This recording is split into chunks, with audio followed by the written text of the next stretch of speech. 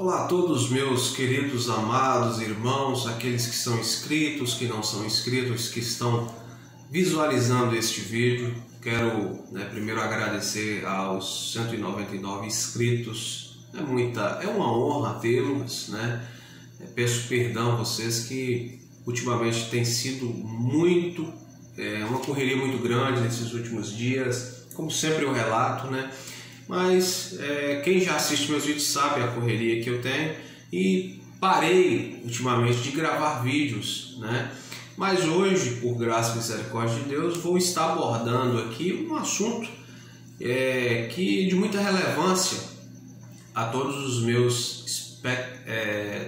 inscritos, telespectadores, tá certo? Deus abençoe a todos que me assistem, e que assim a graça de Deus, a paz de Deus, a paz do nosso Senhor Jesus Cristo que abunde em vossos corações, tá?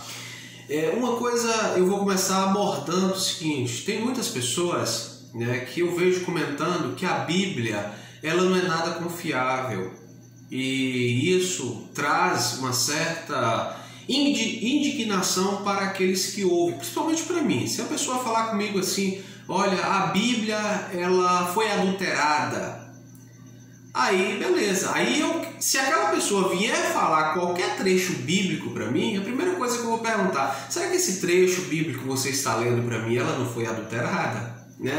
Então o que acontece? Tem muita gente que está querendo apostatar da fé, dizendo que a Bíblia ela precisa ser atualizada, que a Bíblia ela foi adulterada. Quando a pessoa começa a falar isso com tanta firmeza, ele não consegue provar. Ele quer pegar algo que está nos judeus, escrito pelos judeus, e falar que o que eles escreveram é o certo, e essa Bíblia atualizada, seja a King James, a João Ferreira de Almeida corrigida, e tantas outras bíblias aí, Então, assim, de uma certa forma, eles estão querendo, sim, a SBB, a Sociedade Bíblica Brasileira, enfim, quer, de certa forma, dizer que a Bíblia ela foi adulterada.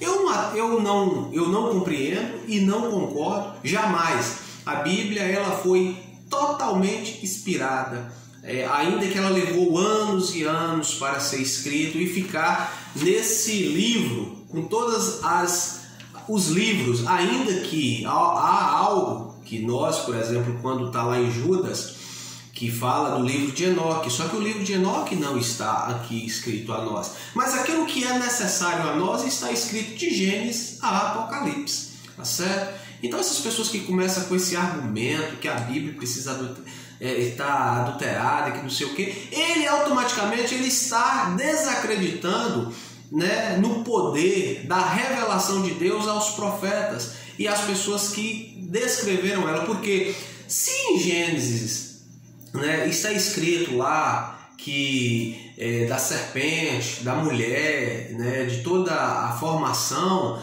do jardim do Éden, dos anjos, enfim, o que Moisés relatou ali foi totalmente revelação de Deus, tá certo? Outro detalhe é que as pessoas que foram, os apóstolos que foram até Jesus ali, quando eles foram para o monte, que Jesus estava passando uma agonia, ele foi até o monte. E aqueles três que foram Pedro, Tiago e João, aqueles mais íntimos, vamos comigo ali, vamos orar.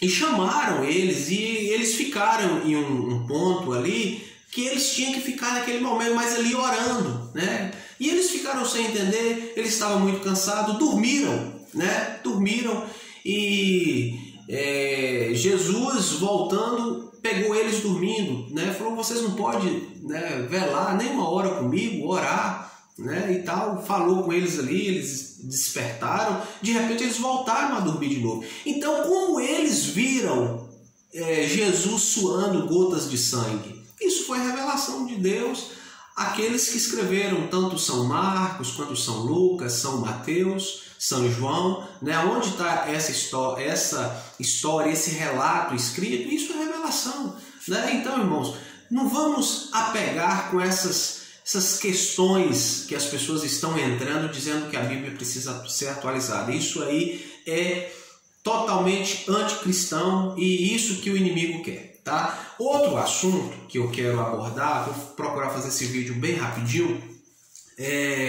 o que é a obra de Deus, né? Tem muitos irmãos que eu vejo comentando, né? Aquele irmão, ele fez a obra de Deus, aquele irmão, ele trabalhou na obra de Deus. Irmãos, sabe o que é a obra de Deus? A obra de Deus, a principal obra de Deus é o Filho dele, Jesus Cristo. Porque quando você lê lá em João, capítulo 6, no versículo 29, o título da leitura, Jesus é o pão da vida para os que creem, né? E chegou num certo momento que Jesus começou ali responder eles, né? E sempre quando Jesus falava em verdade vos digo, é porque em verdade existia no Velho Testamento e no Novo Testamento era ele próprio sendo o autor da história. Então, em verdade vos digo, né? E ele respondia assim, Jesus respondeu e disse, na verdade vos digo, que me buscais não pelos sinais que vistes, mas porque comestes do pão e vos saciastes. Trabalhai não pela comida que perece, mas pela comida que permanece para a vida eterna, o qual o Filho do Homem vos dará, porque a este o Pai Deus o selou. Aí eles tornaram a questionar Jesus. Disseram-lhe, pois, que faremos para executarmos as obras de Deus? Isso foi uma pergunta. Jesus responde e disse-lhe, a obra de Deus é esta, que creais naquele que Ele enviou. Irmãos, pronto, a obra de Deus resumiu nisso aí. A obra de Deus é o Filho dele. Pronto. Irmão, eu quero fazer a obra de Deus. Então você crê em Jesus Cristo como seu Salvador, como o unigênito, aquele que remiu os nossos pecados na cruz, aquele que pagou aquilo que nós merecíamos pagar pelos nossos pecados, pelas nossas concupiscências, pela nossa incredulidade anterior, mas ele nos resgatou. Isso é a obra de Deus. Muitos irmãos falam assim, Senhor, abençoa aquele irmão, seja um ancião, seja um cooperador, evangelista, seja quem for, né? Paulo, nas suas cartas, Paulo não falava, eu estava fazendo a obra de Deus. E olha que Paulo ele estava anunciando a obra de Deus. Anunciar é uma coisa. Anunciar é o que nós fazemos. Cada YouTube que prega a palavra, cada cooperador, cada ancião, ele anuncia a obra de Deus para aqueles que creem. Ele não faz porque Deus já fez a obra dele. A primeira obra dele foi criar a natureza, a humanidade, criar tudo, né? E colocar o homem ali. O homem pecou, desobedeceu, errou. O primeiro homem, Adão, pecou, errou, morreu. E ele veio, o segundo Adão, para nos dar vida. E essa vida eterna, que não se acaba. Muitos irmãos, a gente pergunta, irmão, você tem certeza da salvação? Aí o irmão diz assim, irmão, eu não tenho, porque eu preciso lutar pela minha salvação. Irmão, você está descrendo do que Jesus Cristo falou. Aquele que crê em mim tem a vida eterna. Tem a vida eterna, foi o próprio Jesus Cristo que falou. Aquele que batizou, ele sepultou o velho homem e nasceu um novo homem para novidade de vida. Então eu tenho que mortificar esse corpo aqui para mim ter o Espírito Santo para habitar em mim. Mas o Paulo mesmo, o próprio Paulo diz, que maldito homem que eu sou, quem me livrará do corpo desta morte? Mas ali ele estava falando desta matéria, deste corpo tenebroso que nós temos, né? E Paulo afirma, né, que ele sabe em quem ele tem crido. E, de certa forma, nós temos que ter certeza da salvação. Como tem um hino, né, que nós cantávamos, e canta até hoje, né? Aquele hino era 62 no Inário 4, parece que agora é 383, né? Aquele hino que fala assim, tenho certeza, né? Quero, ó Senhor, ir contigo ao céu e contemplar teu esplendor. Logo no trecho como eu era músico, sou músico até hoje, então quase a gente não cantava, assim, eu não sabe a letra, mas nenhum dos versículos fala assim: tenho em meu coração real certeza. Pronto, irmão, cantávamos isso. Aí você chega para um certo irmão, você tem certeza da salvação? Ô irmão, não tem, irmão. Irmão, você está servindo a Deus para quê então?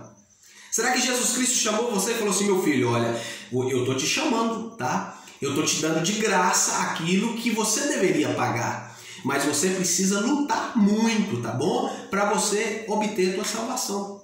Vai depender de você, tá certo? E como está escrito lá em 2 Efésios, né, vamos ler lá, muitos irmãos já conhecem essa passagem, mas não tem problema a gente passar um pouquinho de novo lá, né? E falava assim que é dom de Deus, a salvação é dom de Deus, não é pelas obras, né, para que ninguém glorie, né, nas suas obras. Isso lá em Efésios. Vamos lá. Vamos ler aqui. Cadê Efésios?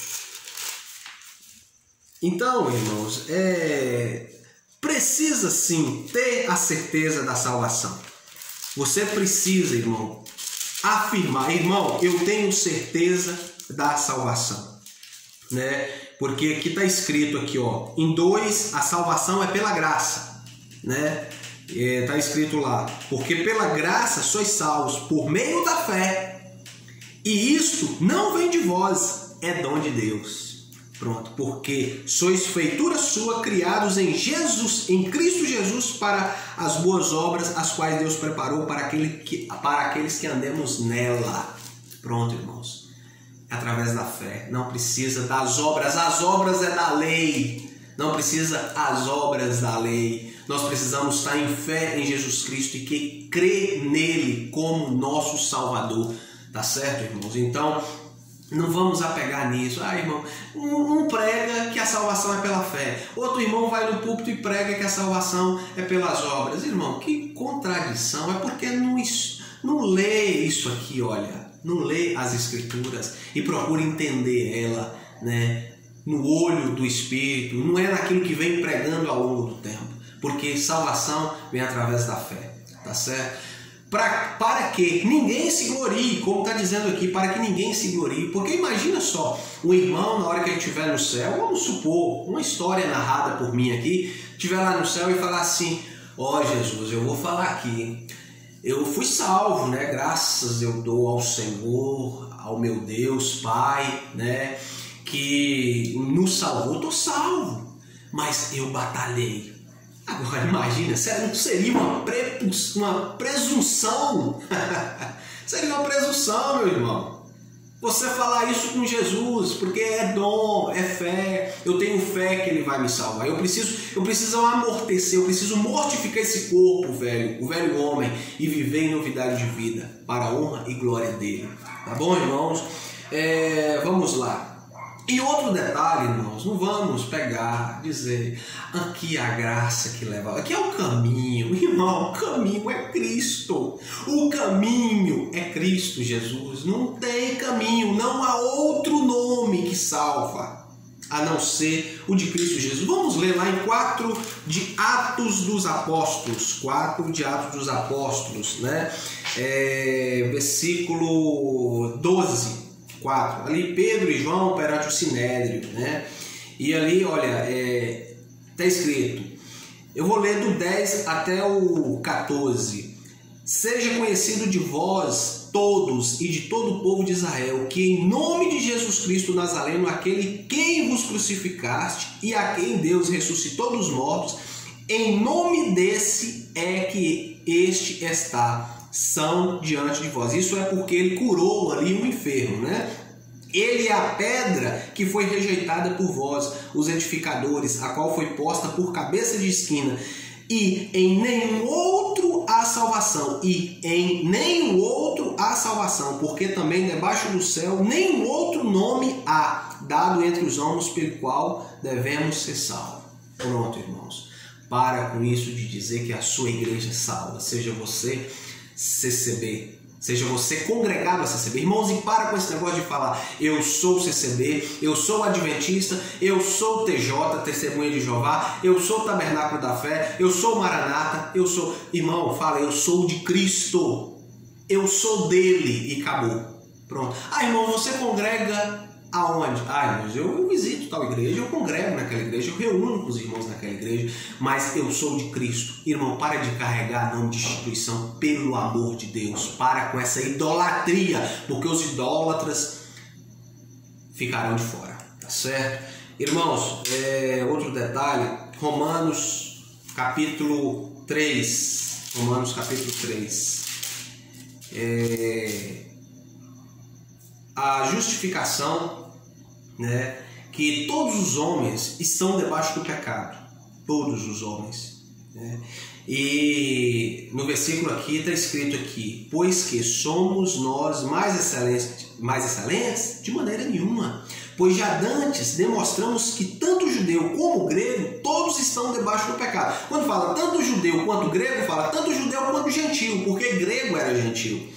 Como está escrito, não há um justo nenhum sequer, não há ninguém que entenda, não há ninguém que busque a Deus. Irmãos, você vai na igreja louvar a Ele, suplicar a Ele. Você não vai buscar a Deus, porque Deus ele é onipresente, Ele é onipotente, Ele é onisciente. Você não vai buscar a Deus. Deus é algum objeto que você traga ele para você? Você é alguma coisa que você apalpa? Não! Você busca aquilo que você apalpa, irmão. Pelo amor de Deus, você vai à igreja adorá-lo com devoção para servir a ele em novidade de vida. É isso que você vai fazer aonde você congrega. Pelo amor de Deus, para de falar que eu vou buscar a Deus porque aqui você está indo contra as Escrituras. Não há ninguém que entenda. Não há ninguém que busque a Deus. Todos se extraviaram e fizeram-se inúteis. Não há quem faça o bem. Não há nenhum só. A sua garganta é um sepulcro aberto. Com as suas línguas trata enganosamente. Peçonha de áspides está debaixo dos seus lábios, cuja boca está cheia de maldição e amargura. Os seus pés são ligeiros para derramar sangue. Em seus caminhos há destruição e miséria. E não conheceram o caminho da paz, não há temor de Deus diante dos seus olhos. Ora, nós sabemos que tudo o que é lei diz aos que estão debaixo da lei, diz para que toda a boca esteja fechada e todo mundo seja condenável diante de Deus. Por isso, nenhuma carne será justificada. Por isso que a lei é para justificar a carne. A lei não é para justificar a alma, a lei é para justificar a carne. E agora vem, a partir do versículo 21, a justificação pela fé em Cristo Jesus. Mas agora, isso ele estava falando ali para quem andava na lei. Agora ele está falando para quem anda no Espírito. Mas agora se manifestou sem a lei a justiça de Deus, tendo o testemunho da lei e dos profetas, tendo o testemunho, sombra que ficou lá atrás. Isto é, a justiça de Deus pela fé em Jesus Cristo para todos e sobre todos que creem, porque não há diferença, porque todos pecaram e destituídos estão da glória de Deus, sendo justificados gratuitamente pela sua graça, pela redenção que há em Cristo Jesus, a qual Deus propôs por propiciação pela fé no seu sangue, para demonstrar a sua justiça pela remissão dos pecados dantes cometidos sob a paciência de Deus. Irmãos, entenda isso aí, tá bom? Para com isso de dizer, estou fazendo a obra de Deus, porque você não faz a obra de Deus. Quem é você? Quem fez a obra de Deus foi o próprio Deus dando o seu Filho para nos salvar. Tenha certeza da salvação. E outro detalhe, não fique acreditando e procurando textos judaicos, livros não sei o que e tal, para querer dizer que a Bíblia está desatualizada, tá bom? Deus abençoe a todos, fica na graça, na paz do Senhor Jesus Cristo. Se você assistiu até o último minuto, deixa um like e um comentário para saber se você acompanhou esse conteúdo até o final. Deus abençoe, graça e paz da parte de Deus Pai e do nosso Senhor Jesus Cristo esteja com todos.